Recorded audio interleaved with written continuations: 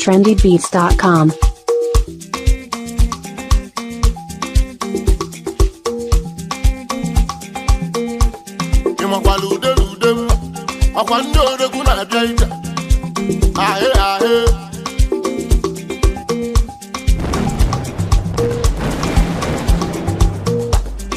Akumwa for bani, ndogu mwanyi jejemba. Ego ibo na demba, wakalanya mwaka kwa mani koloja. Imokwalu delu demba. Olo olo.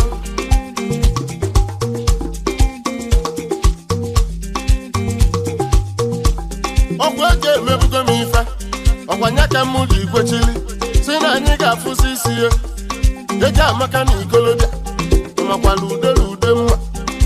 Ahe ahe, agwaka achọmma ego Igbo na-adị mkpa. Ọchọmma jidekwa ego, ọchọmma jidekwa ife. Ị nụrụ ka mmọnwụ na-eboyi, ezi oyibo na-atụ ego. Ahe ahe, aka ọma jide ego, aka ọma jide.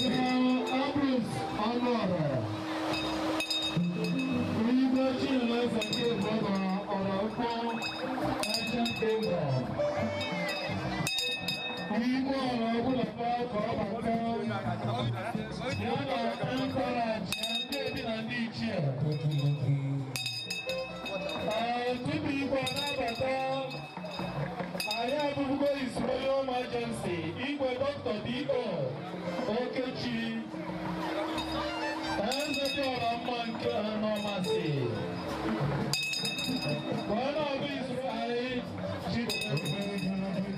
Abu Agumbo. I am alone. Today is Royal Majesty. Igwe Chilechi Nanaru.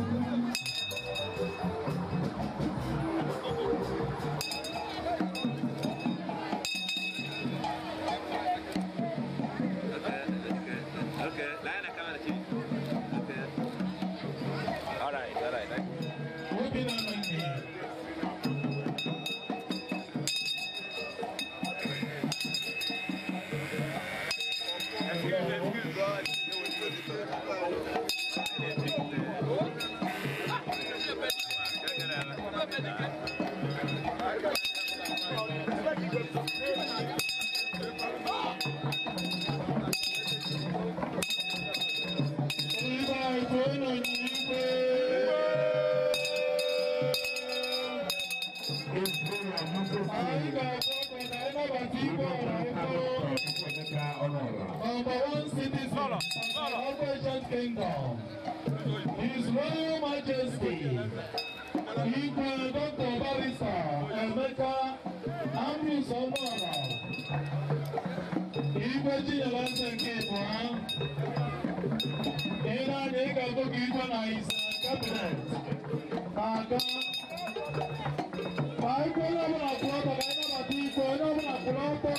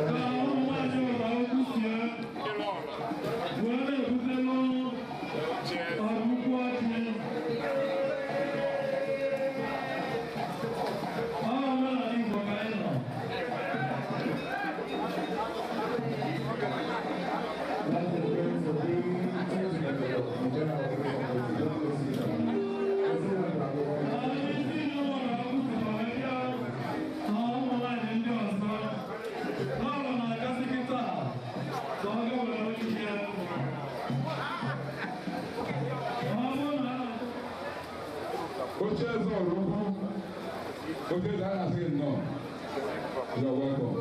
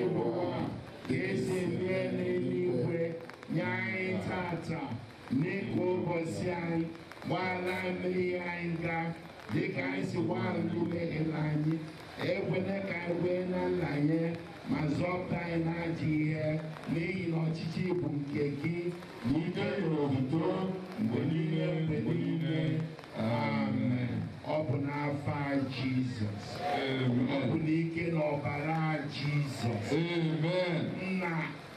Oraukwu niile ọ bụ ịsatọ nọ n'Oraukwu gbakọrọ wee n'onye isi anyị bụ Igbo oyibo barista na ala ọrụ ya bụ Emeka Ọnụọra bụ igwe anyị ka anyị wee kene gị n'ịwa ji nke 2024.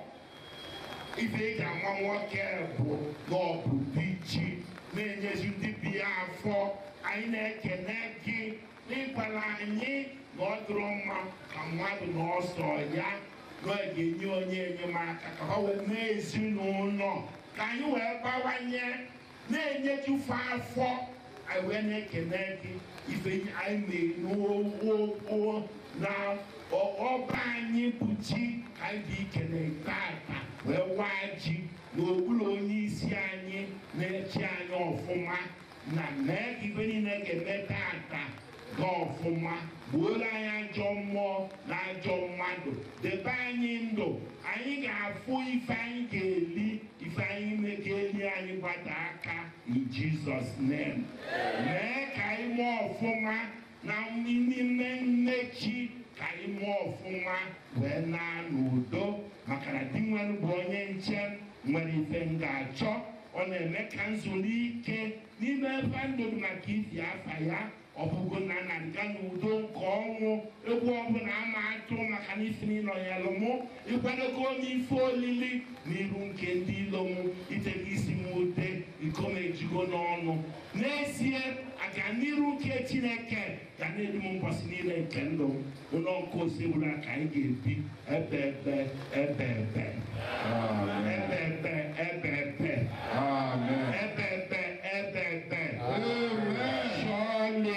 Goodness and mercy shall follow us all the days of our life. We shall dwell in the house of the Lord forever and ever. Surely, goodness and mercy shall follow us all the days of our life. We shall dwell in the house of the Lord forever and ever. Surely, goodness and mercy shall follow us all the days of our life. Chineke gozie anyị niile gozie ebe niile anyị ga-eli ebe anụnwa nye ndị na-enwero ọzọ ahụ na mkpụrụ obi nna na nwa na mmụọ nsọ Amen.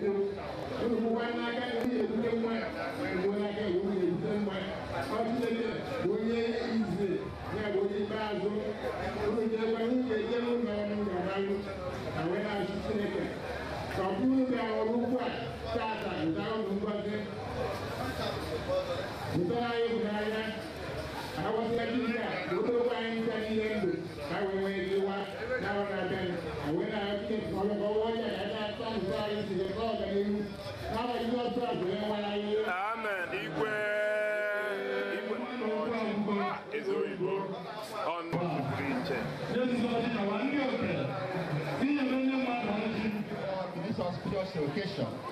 No. I will, as usual, begin this address by thanking the Almighty God who has made it possible for all of us to be gathered here for this year's Iwaji ceremony. May His name be praised. Iwaji ceremony, like we all know, is a ceremony that officially precedes the consumption of new yam in the community. It's a ceremony when it's assumed that nobody will eat the new yam until the Igwe performs the ceremonial cutting of and eating of the new yam. Versions of the ceremony are thereafter replicated in the villages by the OPs and Indians, and even in some families by the heads of families. All these are the prestige and honor accorded to yam as the king of crops. Iwaji ceremony is a form of Eguaro festival, as it is held every year, unlike the Ofala festival, which may not happen at regular intervals. It is an occasion for the town to assemble again and express their gratitude to God for all His blessings in bountiful harvest, etc. It is an occasion usually characterized by display of various dance groups, masquerades, merrymaking, including lots of food and drinks, which we are going to hold on the 31st of December 2024. Maybe once every 3 years. The last one was held in 2021. So we're for I met this next one in 2024. Already, indeed interested a few bigger forms. But I use the equity if it is filling of forms that are the 1st of August. But we are using this forum to give them a grace on this river. Praise the Lord. I will not end this address without thanking everybody who has turned up for this ceremony, including all our invited guests, friends and relations from far and wide, for making our time to do this ceremony.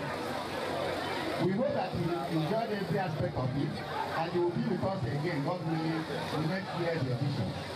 We also pray the same good Lord who brought the Chieftaincy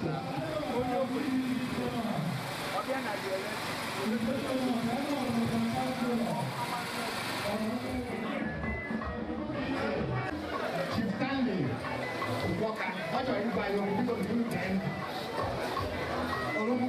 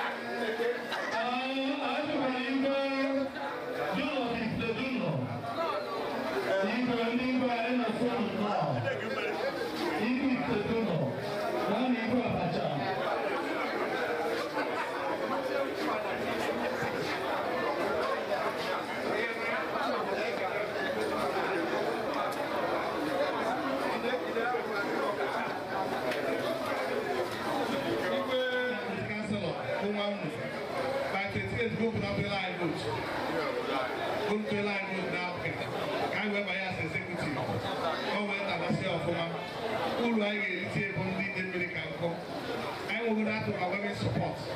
And the number one support base in Oraukwu. So I believe by the 8th we'll get more. Thank you very much. Chukwuneta Council Oraukwu. I can no.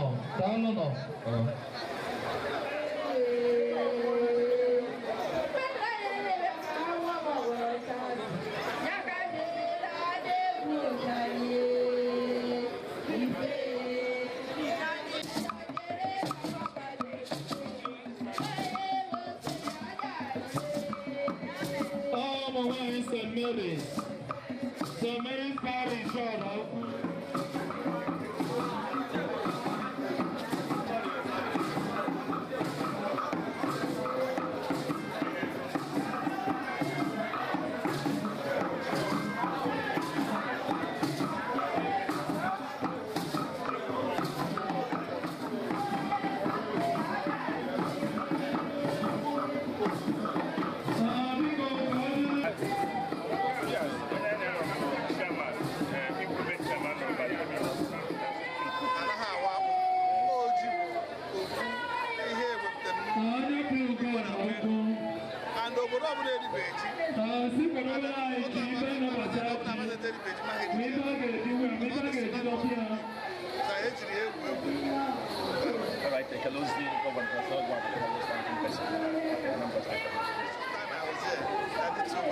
I'm going to do better. Giving the opportunity. Thank you, sir.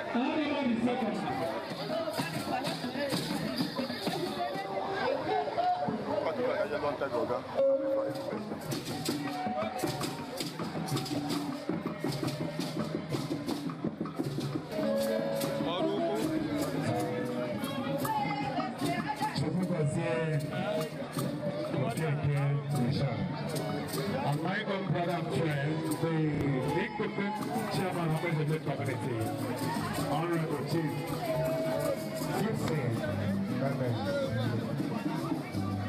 God bless you. God bless you. I salute you.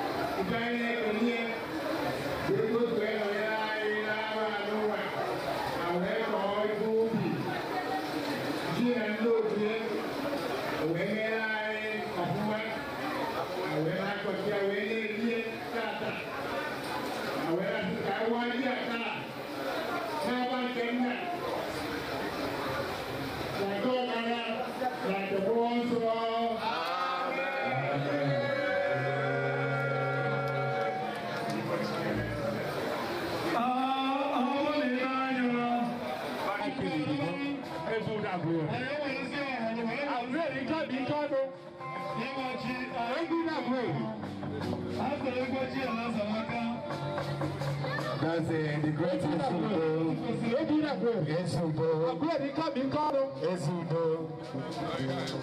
Esudo now. Where the major What does it mean? Big chairman or another people.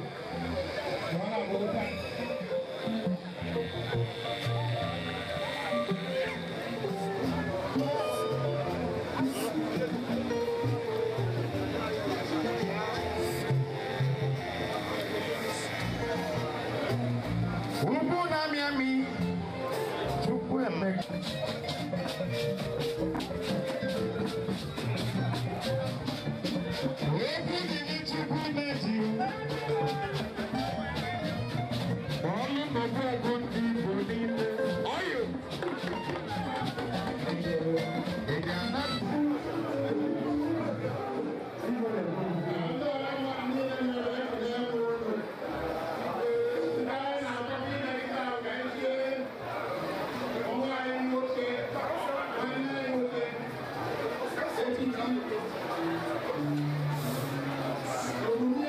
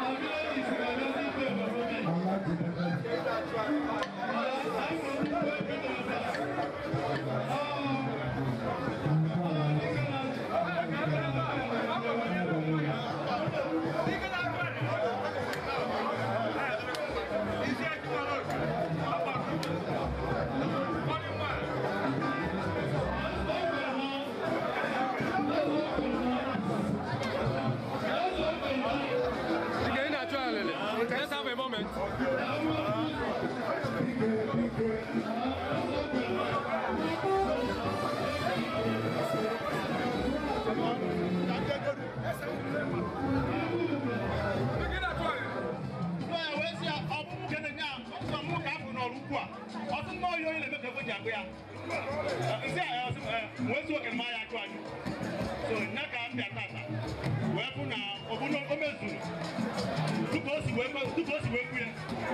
So I'm making a rule. What was when I need to not easy. Nobody now, not my camel. What's the one who can name it? When I'm so wide, must not know what it is. So I'm making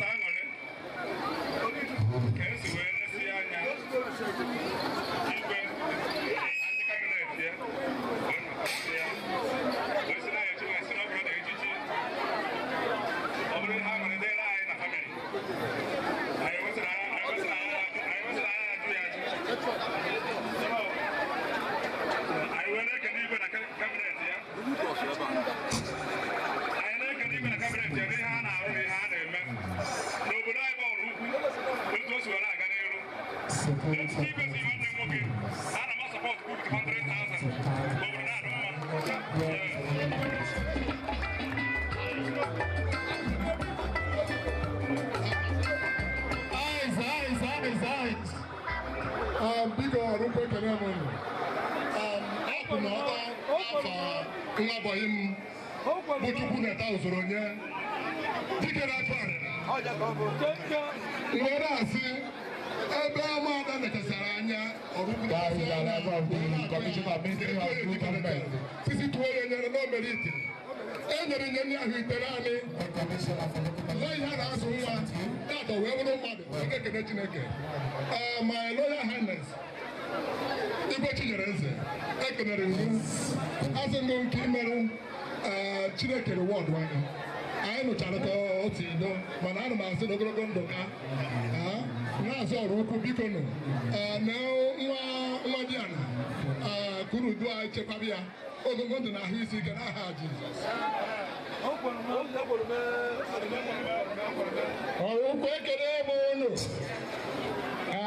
Asị na m ada agwọ dike na nkịtị unu na-anya na anya unu abụgo unu osi anyị ife ọ na-eme nri nne ịbụ ka oke efi ya nke mgbe a bụ ụdị efi ya last onye Chini Dike Nachu Alili na-eme ụdị ya onwere ọzọ ha wee na-ekene ya n'egwu ọchị ya wesịna ya adịrị ya mma n'ụtụtụ dịrị ya mma n'efu dịrị ya mma na mgbede onye furu ya si na etu o si wee fụ ya adịrị ya mma anyị na-asụkwa na oyeji ya na weze mmiri ọ ya na-eje eje na-abata abata ọ ya adịrị ya mma n'eke dịrị ya mma n'onye dịrị ya mma n'afọ dịrị ya mma na nkwọ wee na-asị na Chineke ga-anara obodo n'isi n'afa Jizọs Kraịst onye nwe anyị. Biko ọ bụrụ na igwe nọrọsi ana ndị ga-epe ha mechi nwere ike ịdebasị ya nọ eze ego Chukwu dubere ugo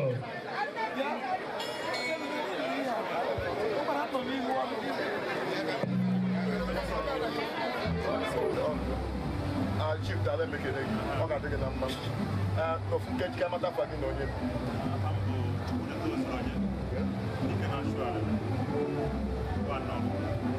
Dike na-achụ arịrị nke mbụ n'Ọraukwu ekene gị tadụ n'afọ gị ka ị batara n'ọgbọ wee ojuo ọ dịka nwere ihe dịkarịrị mkpa o nwere ife na-emekarị n'obodo iwe batazie ikpe eze chi merụ si ka ọ ga-esibe gị echichi n'ụbọchị tadụ wee sibe gị echichi echibere gị n'echichi echibere gị ka ife kachasị mkpa ịkachasị eme n'Ọraukwu ha ji wee pụrụ okpu ịma na abịa n'obodo ọ dị ụtọ n'obodo niile ọ bụghị sọnsọ igwe disaidịrị obodo disaidịrị obodo bụ ihe disaidịrị nọ wee kwuo na a ga-echi m echichi dụkwa ha nke Igbo ha wee kwuo etu ha kwuru ka ọ dị so na omume na-amasị ha na omume nwa na-amasị ha na ihe na-eme n'obodo dị obi mma so n'ọnya ka ha ji wee nọkọọ wee disaidi ya na ha ga-echi mechichi ya nke ha chịrị n'ụbọchị nke tata unu mere ọbzavụ ya so na-etu a ka o si wee gaa echichi echibere gị ka afọ echichi echibere ibe chiri n'ụbọchị tata afọ echichi echiri m tata Ọraukwu na-awa ji bụ Dike Nachu Alili nke mbụ Dike Nachu Alili nke mbụ n'Ọraukwu gosi na nwere fim na-eme n'Ọraukwu na ide mmiri n'ọtụ anyị niile bifo echie mmadụ Dike Nachu Alili o nwere ihe o mere ife ọ na-eme eji wee mali ya anyị na-ekene gị maka echi echibere gị n'ụbọchị nketa a na-awa ji a eji wee chibe gị echichi a gee ndụmọdụ ya enyekene dịka ụmụ okorobịa ụmụnne gị ndị ọzọ ka ha nwee ike welitekwa aka na-emekwa ka ndị ọzọ si eme dịka gị si ndụmọdụ na-enye ịfụrụ kịta ka anyị si wee nọrụ ndị na ebe akwụkwọ ndị be anyị maka m si eme so na ndụmọdụ na-enye ha ebe ọ na ha kwuru na m na-eme ọfụma so ana m agbakwa ha ka ha mụrụ fụ ka m si were eme uwe mebe dị ka m si eme so na ihe m na-agwa ha Dike na-agwa ha so ka ha mmebe ka ha si eme ka ịba iwe mara onye ha bụ Ọraukwu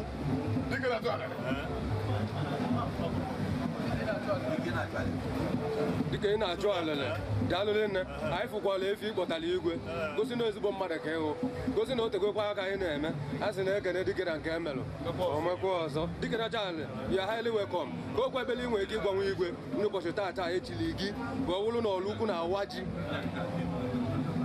okwu ekpele enwe n'isi igwe ana m ayọ Chineke na awa nji nke tata unu na-ekwu anya unu ga-afụ na ọ galụ na ihe dị tata abụghị ihe ka o si wee ga abụghị nke wepụ ọ galụ n'anya ka o si kwesị ekwesị so na nke tata karịsịrị nke na-emegbu eme nke mere eme so na ana m ayọ Chineke na nke ahụ ọzọ ga-aka dị egwu karịa nke emere ụbọchị so na ọhịa nna ya Chineke daalụ nne biko odogwu biko ka amata n'afa gị na nke a na-etu gị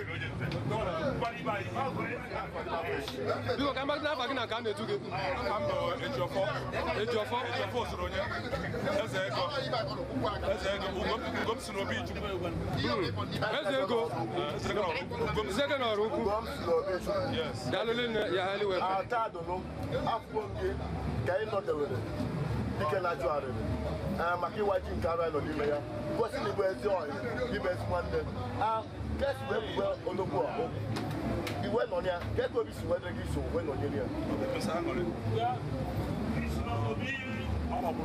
ọ tụgburu n'anya eti igwe esi wee anyị eji nwanne m masị na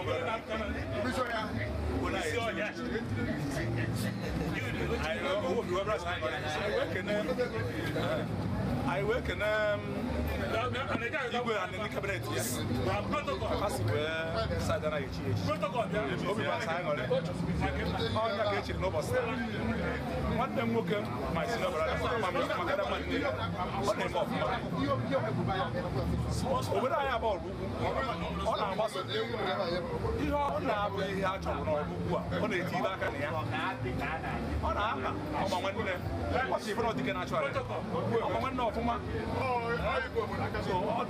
ọ na-eme anyị ọfụma ma ndị ọyị ya ma ụmụnne ya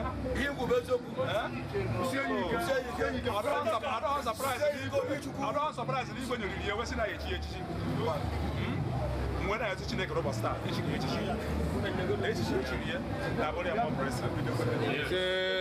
echichi echiri ya na ndụ ya ya adị ya echichi echiri ya n'ebe ọ eri ewe eba anyị abụ ebola ebe ọhịa na echukwu isi ya anyị ogologo ndụ na-arụ isi ike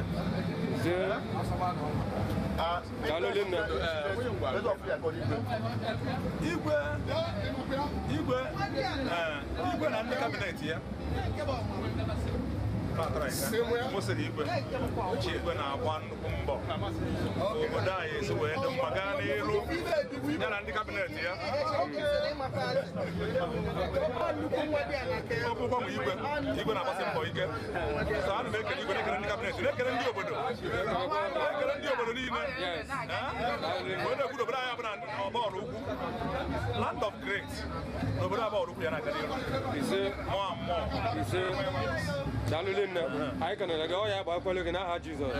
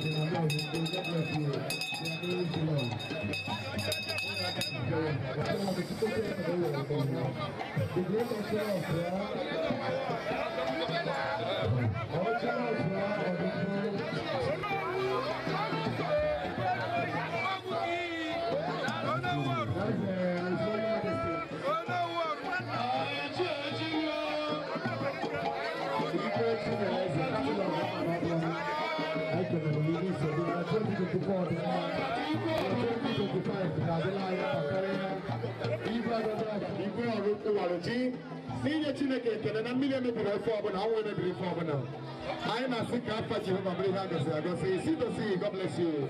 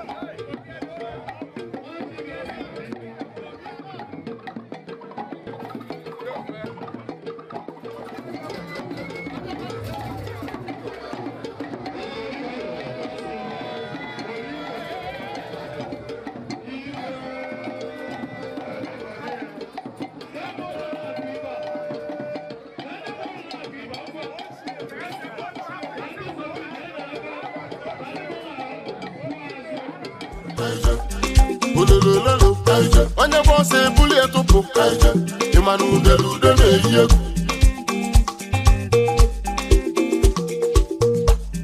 More music.